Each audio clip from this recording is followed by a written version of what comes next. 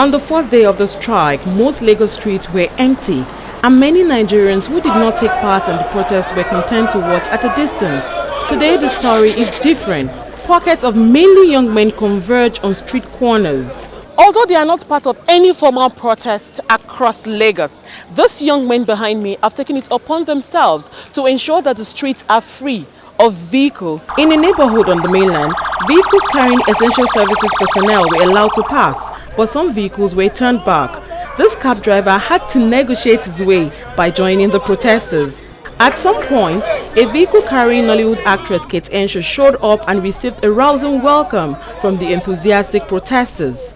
I don't think it's right, not now. There's too much not happening. We don't have good roads, we don't have water, we don't have good hospitals, education is zero. So what are they removing? The last vestige of honor that we have, something that we have to hold on to ourselves, is what they are removing.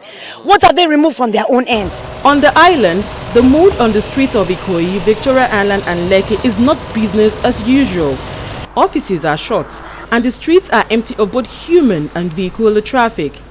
Away from the island, the ever-busy Ikorodu Road was free of vehicles, but was filled with anxious and angry Nigerians. Oshodi was also stripped of its usual crawling traffic. Bus terminuses were full of buses, but devoid of passengers.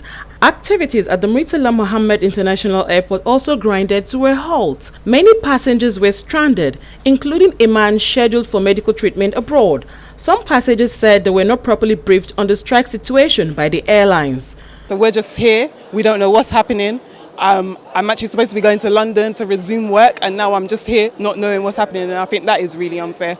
Airport union officials who spoke to Love What Plus News said they were forced to stop all flights from flying on Tuesday morning after an enforcement team of labor leaders came calling.